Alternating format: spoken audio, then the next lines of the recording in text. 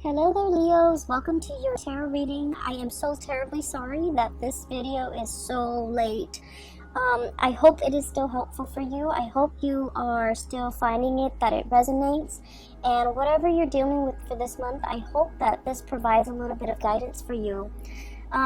So I actually had two messages that came out for you. So I'm going to talk about them in succession, okay? So first of all, when I was shuffling out the spread, it took me a really long time to form like an image, and then once that image came out, the cards started coming out. So what I saw was very distinctly, there's a man, he's driving down like a very mountain, hilly road, okay? It's a 2-lane street, and there are a lot of hills, so he's going up the hill, and he's in this really small, white, compact car. It's a very small car. It looks almost like the 80s in rural America somewhere. It looks like the 80s. So he's like, I can only see the back of the car. And then he goes up the hill, and then as he descends the hill, you see this power plant, okay? And power plants has that insignia that denotes radiation. So there's a power plant. It's white. It's looming in the distance. So it seems like that's his final destination. And then you see him getting closer and closer. The power plant looms larger and larger. It's emitting smoke. And then his car kind of stops at the gate. There's like security. He gets through, gets to the base of the power plant, and he steps out of the car with a full suit and also his briefcase, okay? So I was thinking that he works there. He works in this very intimidating, looming, like, it seems like for many of you, you might work in an environment, in an organization that is like heavily scrutinized. Okay, that's what it feels like to me, because the power plant is huge. It's emitting smoke, so who knows what it's allowing to leak into the environment, right? And then on top of that, it has this huge radiation sign. Okay, is huge. The emblem is like on the side of those smokestacks almost. So I feel that for many of you, for whatever reason, there's a lot of commotion around the work that you're doing. Either the company, the organization is facing a lot of scrutiny from the press, from the public, from the neighbors even that surround that physical structure. And so I do feel like, I feel that a lot of you guys identify very strongly with the work that you do.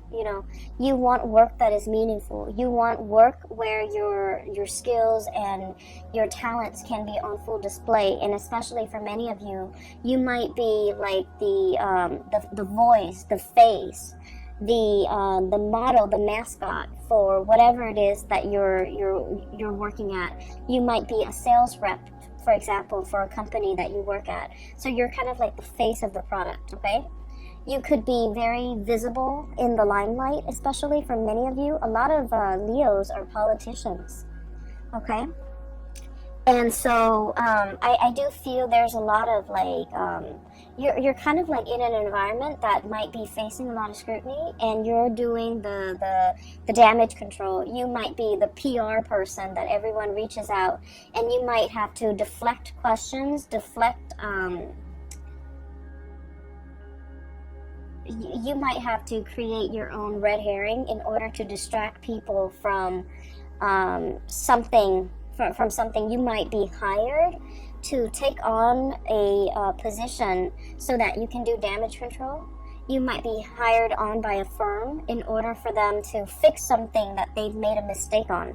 Now, we are moving away from that November time frame, and November time frame was problematic, especially for a lot of work environment, and especially for when it comes to their public image, because we had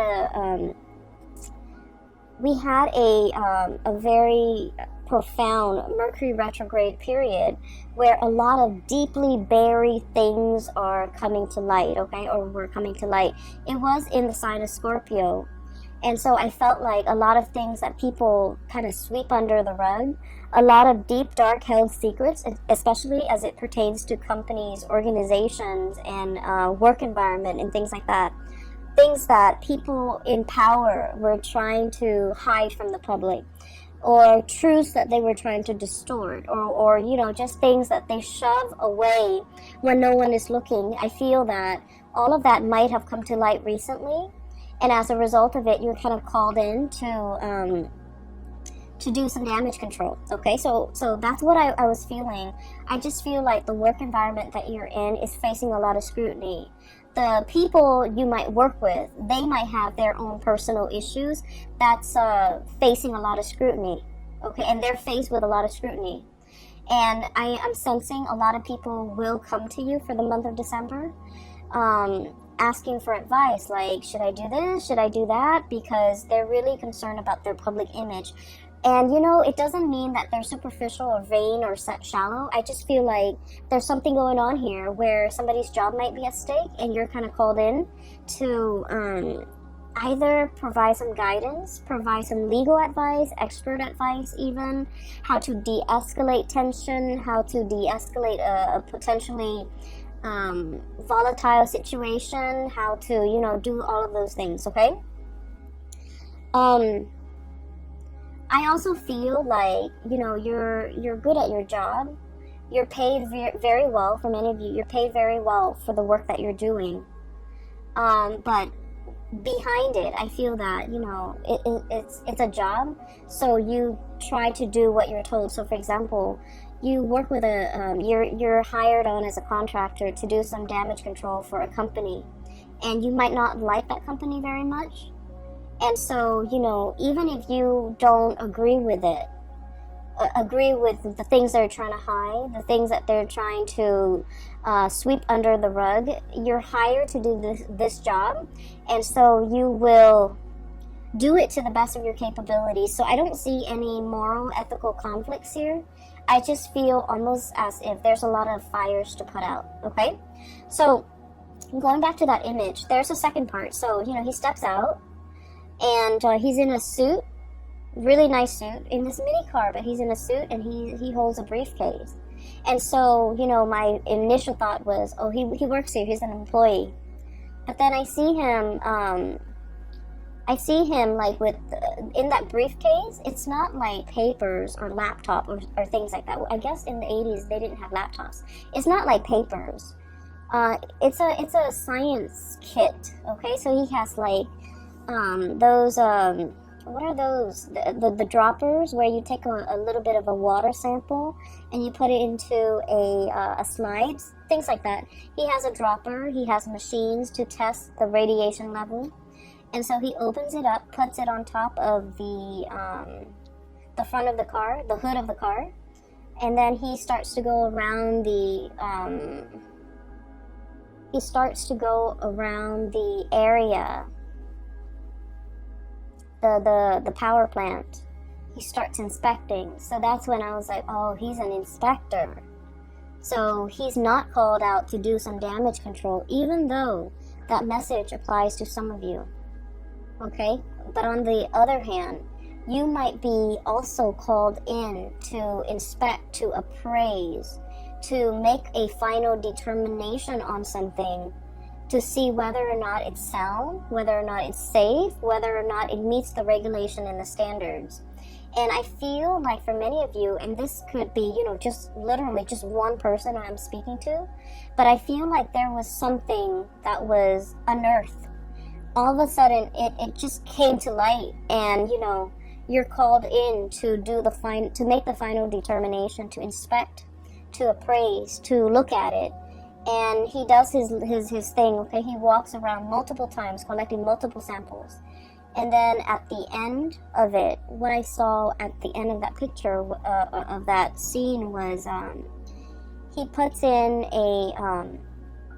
he takes like a poster from his car, okay? And then you see him get back into the car. He drives away. The security gates closes behind him. He stops the car, gets back out.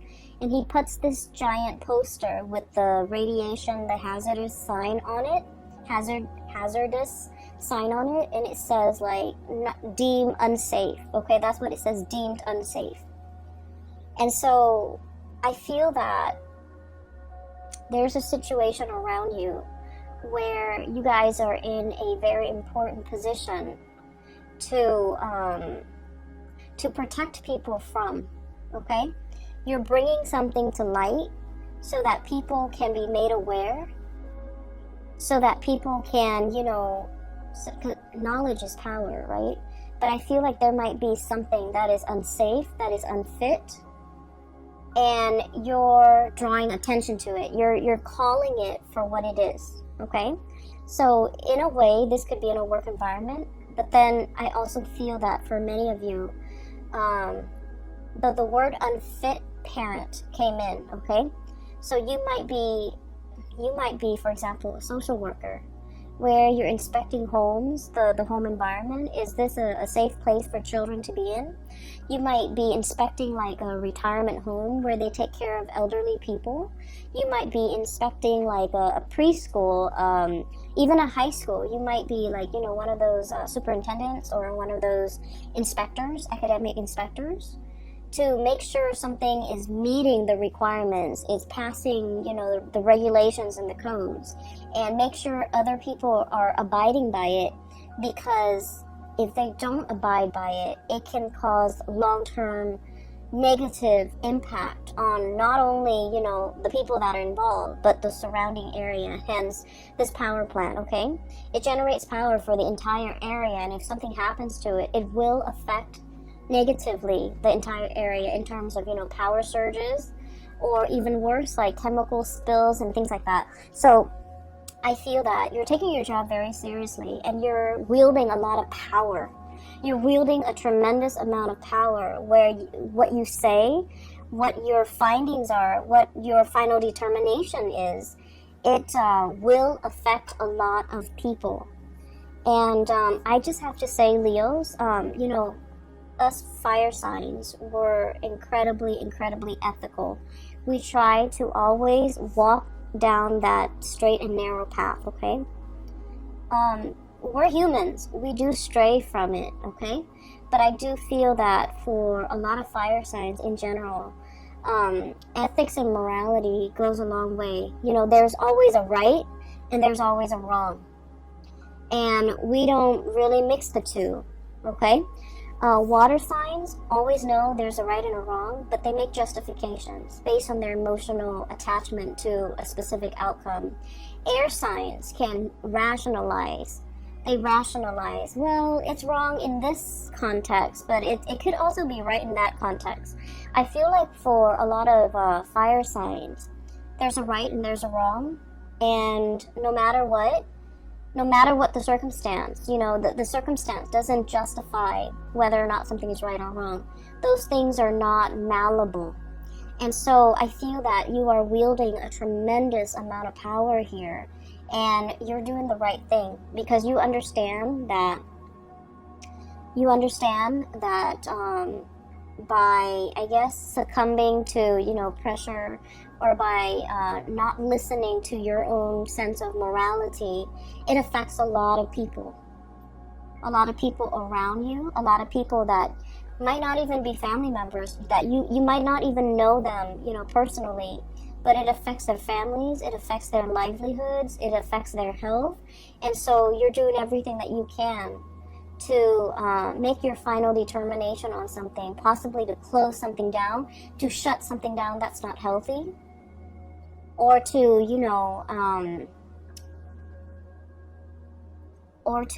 find justice in a situation, okay? I see a lot of people here where you might be looking at, the way somebody is raising a child, the way somebody is taking care of another person, and you're disagreeing with the way in which they do things. And for some of you, it is the holiday season. We're going to be dealing with a lot of family members, so I do feel some of these issues are coming up in the family unit. It's like, you should have done this as a mother, you should have done that as a father, you shouldn't treat your parents like this. All of those discussions, I feel, is coming into the picture, and I keep seeing like unfit. Somebody's unfit to do something. Somebody is unfit to take care of themselves, or they're not all mentally there, and they have somebody else who's managing their estate, or who's like a power of attorney, and that person's unfit because they're taking advantage of the person who's not able to take care of themselves. So I feel like all of these ethical, moral debates are coming into the picture, and I do see you discussing all of these things with family members in a very passionate manner. I don't see it being like an argument where we're arguing and screaming and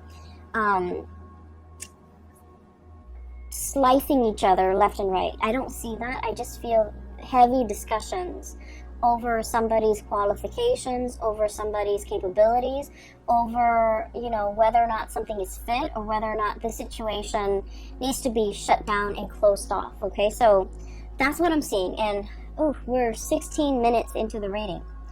I just wanted to get that out of the way, okay, because I felt like it's much calmer now. I feel a lot calmer.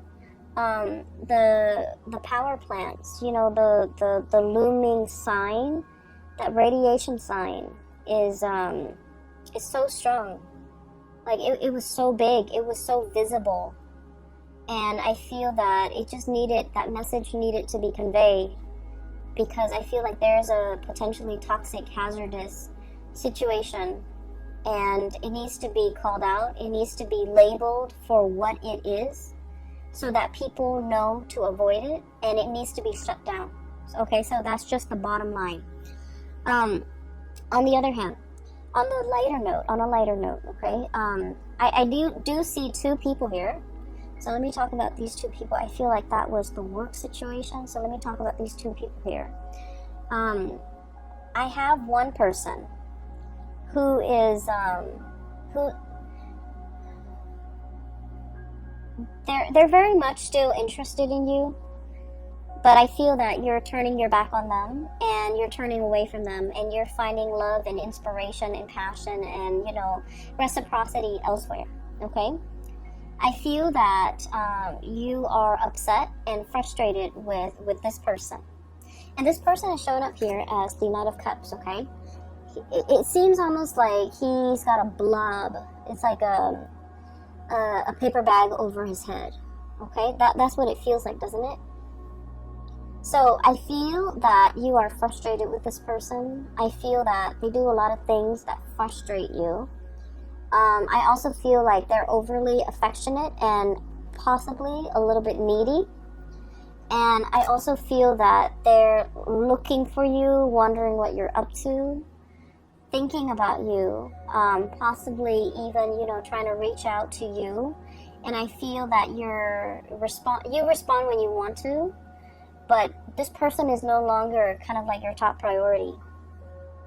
I feel like once upon a time, the love between the two of you might have been very hot and heavy, okay? Because I do see an energy of like opposites attract. There might be a huge age difference. There might be like a cultural difference. There might also be like, it might be like an interracial coupling type of a thing. But I feel like there's a certain degree of,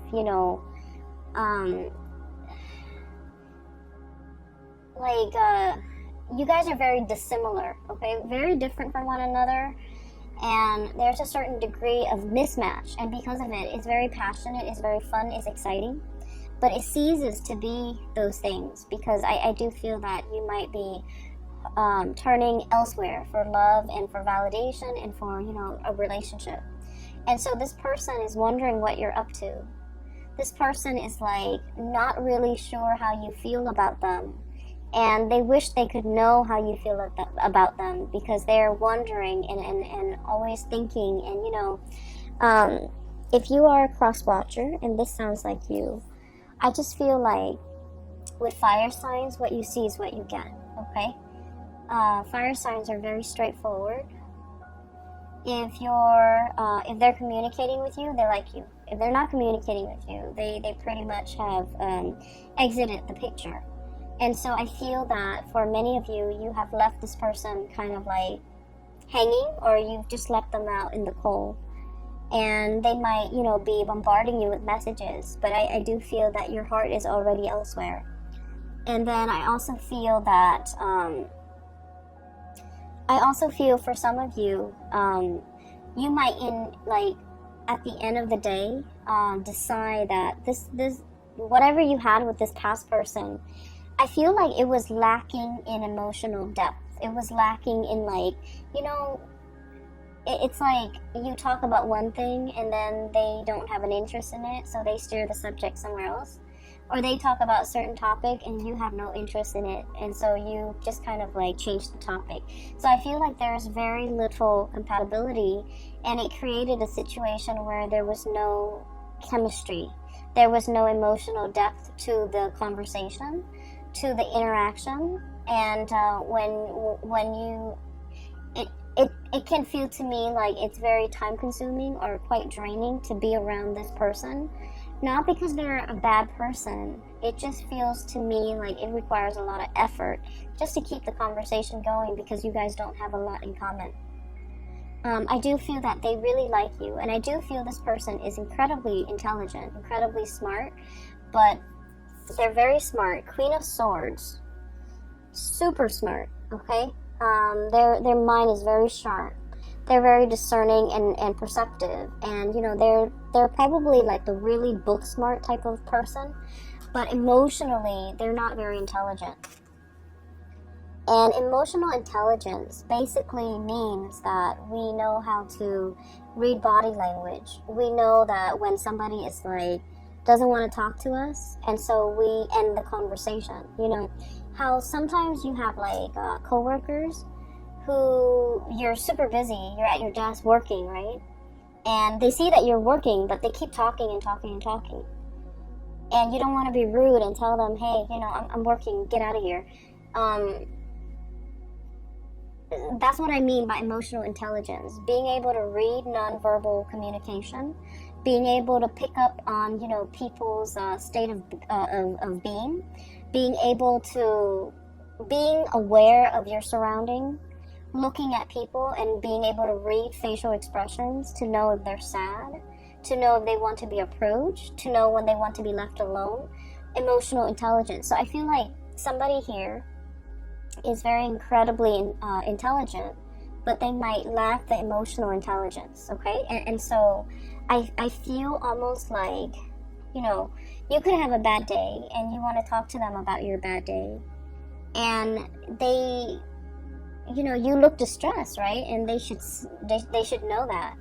And then rather than letting you vent, letting you talk, they steer the topic away from something that is not even remotely important. And so I feel that it frustrates you, and it hurts you too, to feel that you're not validated, okay?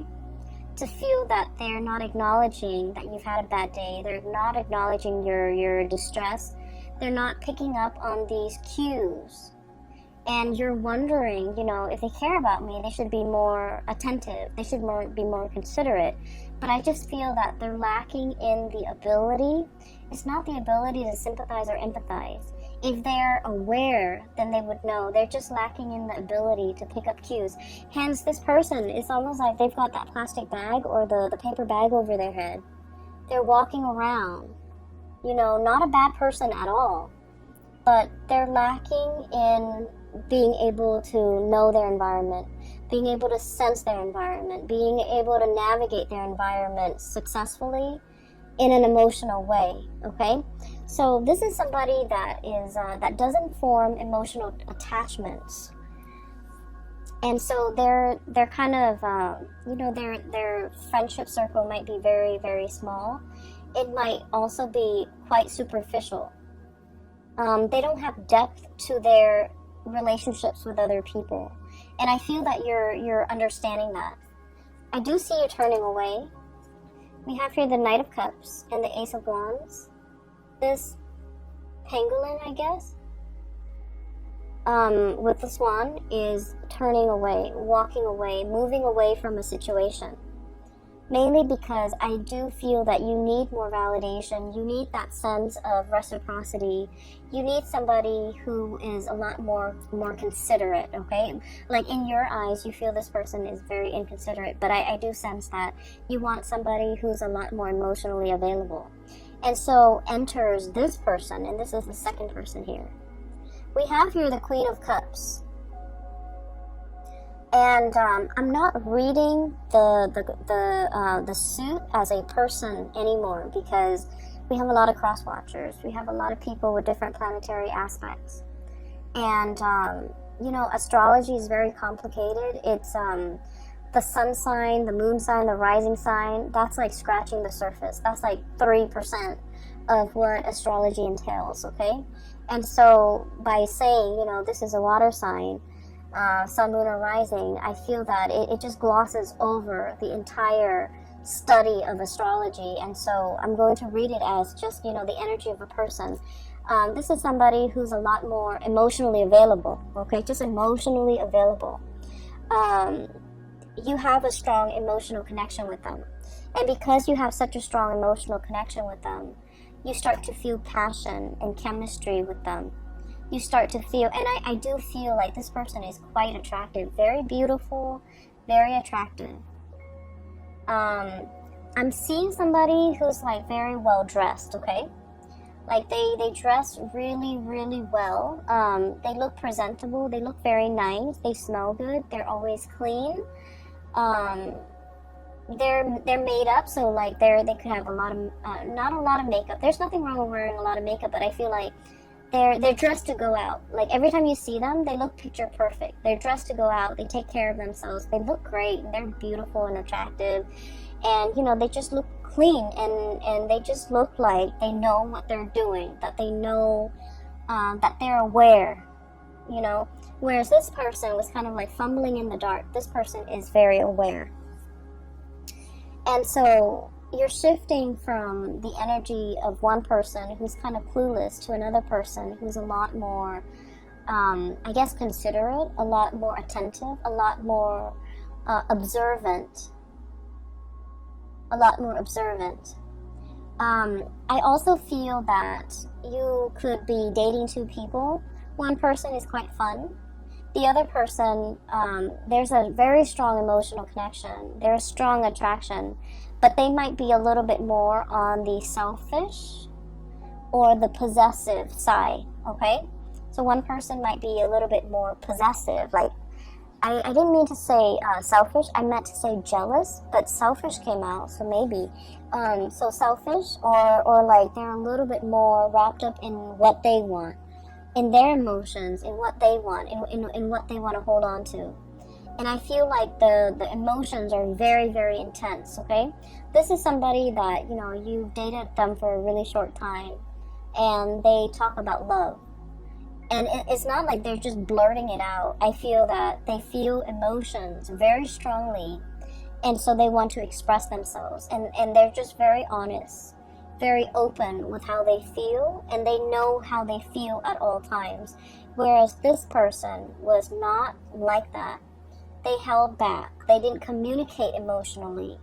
And so this is a breath of fresh air for you. I would urge you, the passion is really strong here, Ace of Wands. I would urge you to slow down. You're kind of like going from one extreme to the other. That's what it feels like to me. And so I would urge you to slow down, because I feel like this person over here, there's a lot of passion, there's a lot of chemistry. You guys are a very good match. But they might be in a position where, you know, they're thinking about like, let's put a ring on it. Let's get married. Let's start a family. And it's like 3 months in the 3 weeks into the relationship, and they're already planning these things. And so I do feel possessiveness.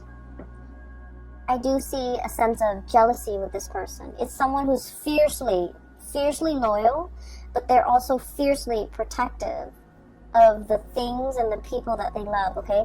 She's like gripping and holding on to this lobster. And then I also feel like The realization here with this Judgment card is you're a little bit taken aback by the intensity of this person. When you were dating this person, you wanted intensity, you wanted passion, you wanted intensity, and then so this relationship was lacking in that, so you might have moved away from it, and now you're meeting exactly the person that you were hoping for, intensity, passion, and then you realize that the intensity is too much. So you're kind of like stuck in this loop, okay? And that's what I mean by you're moving away from one extreme and landing yourself in the other end of the spectrum. And so if you're still dating this person, I almost feel like, it's that hazardous sign. It's that hazardous sign where it's telling you to caution. It doesn't mean they're bad people. It just means, you have to think about, why is this person so possessive? Why is this person so jealous? Why is it 3 weeks into this relationship and they're already talking about marriage, talking about children, talking about, moving in together, getting a house, getting engaged? So mull these things over, mull over these decisions, because with the Ace of Wands, it denotes to me impulsiveness as well. And so we want to make sure we are on the same page before we can make these, major decisions, okay? Especially if we have children in the picture as well. So I feel like something is starting off really, really fast. It's great. It's passionate. And I feel that this person really likes you.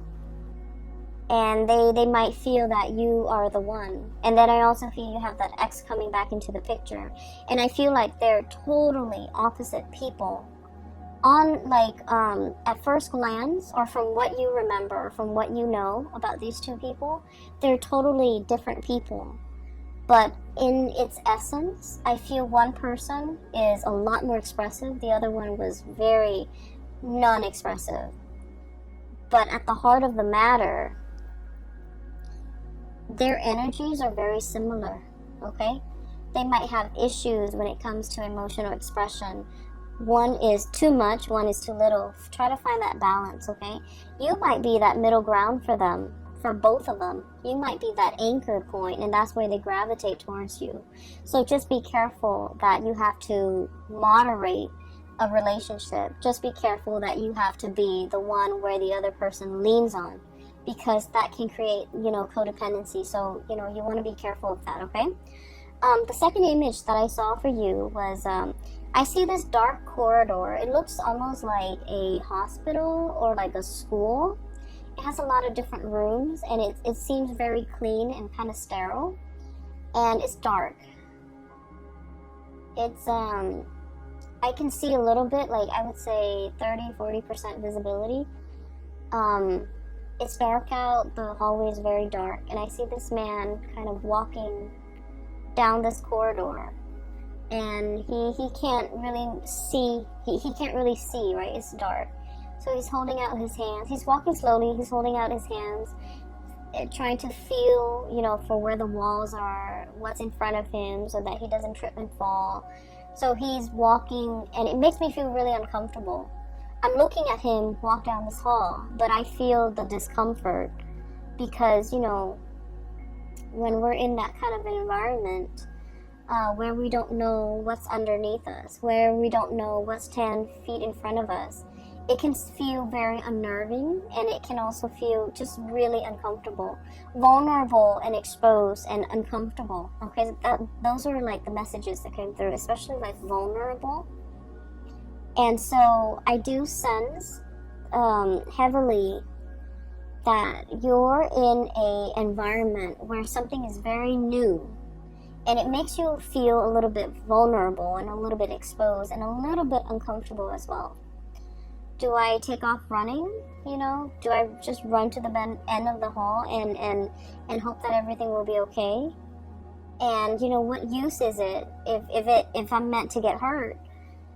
Do I just get an early start and just run and make it fast and swift? Or do I slowly put myself through this agonizing discomfort, fear feeling around for what's in front of me, feeling around for what's around me, and prolonging the discomfort, right? So I feel like those are the thoughts going through this man's head as he heads down this hallway. From what I can see, the hallway is clear. There are no chairs just thrown about. There's nothing that can really hurt him. It's a sterile environment. And so I just feel like a lot of what you're experiencing is the novelty, the newness of a situation where you're going to have to kind of, it's like you don't have the map, you don't have the blueprint, you don't have the previous knowledge about this situation. And so you're kind of like thrown in and, you know, forced to figure things out. For some of you, you might be dating somebody who might have children, and you're doing this for the very first time. And you're just like, I don't know how this is going to play out, but, you know, I'll do it little by little. You might be like in a relationship, and you're meeting somebody's parents for the first time. And you're just like, I don't know, it's going to be, you know, a little bit strange, uncomfortable, awkward even. But let me just jump in and then feel things out.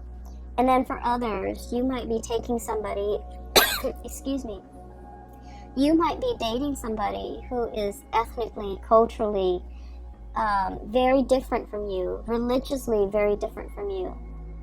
And, you know, you've always had like preconceived notions in the back of your mind. It's going to be like this, or they're like this, you know, so-and-so is like this race, this religion is like this culture is like this.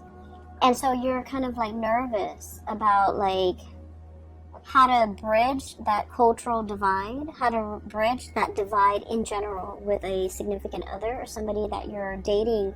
And I do feel what's coming through is relationships that are very new, like a budding romance where there's still a lot of chemistry, a lot of getting to know each other, a lot of like, you know, showing your best selves to each other because the relationship is still very new. And new love is always, you know, really sweet, but it comes with it that sense of butterflies in your stomach because you don't know everything about the other person and you're still trying to figure things out and you're still learning about each other, and it makes it really exciting. So I feel like this spread is all about that you know, that it's like a fizzy, almost like champagne, sparkling water. It's like that, the fizziness, the fuzziness, the butterflies in your stomach that comes with the territory, that comes with a new job. It comes with a new relationship. It comes with like a situation where you're thrown into an environment that is very brand new to you. You don't have a map. You don't have guidelines. You don't have like a manual for how to do things. All you can do is dig through, you know, your lab kit and, you know, take a little bit of sample here, take a little bit of sample there. Take samples, test the parameters, and then reach your conclusion. So I feel like you're in a very good environment I don't feel like it's experimentation, but I feel like it's like testing the waters, okay? Testing the waters, navigating this environment so that you can make the final determination, like, you know, is this worth my time?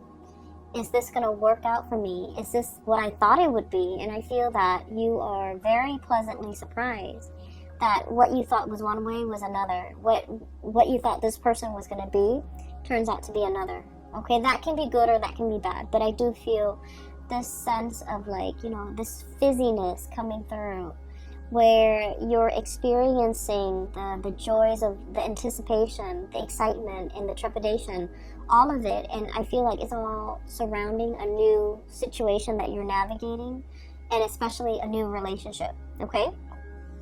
I've talked enough about that. So I have the Ace of Wands here, and this is what I saw earlier as you have the stick of power in your hand to change a lot of lives and to make things better for other people. I also feel we have the world. A cycle is closing up with another person, with one person, and something new is coming into the picture with this world card. And then we also have as well the Hierophant and the Seven of Cups, okay? I usually look at this in tandem, like the reading the cards and how they interact with each other. This is all your findings. These are all your results. These are all the things that you imagine something to be. And you're making that final determination, writing up your analysis, writing up your assessment, writing up your findings. And, you know, people are deferring to your judgment, okay?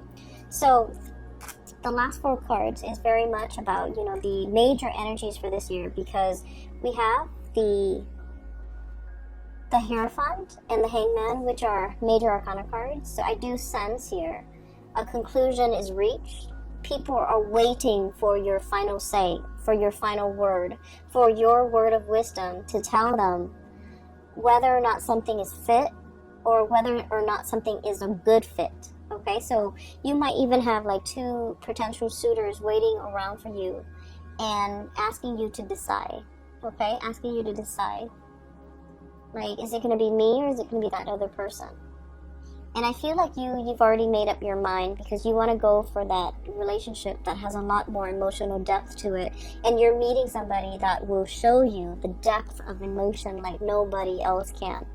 Okay, I will leave it at that. Thank you so much for joining me for this reading. I hope it is helpful for you guys.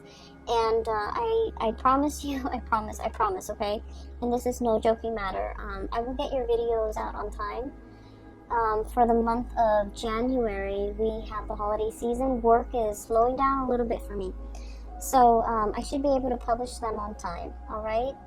I wish you all a very wonderful holiday season, and I'll see you in January, okay? Take care. Okay, take care. Okay, take care. Okay, take care.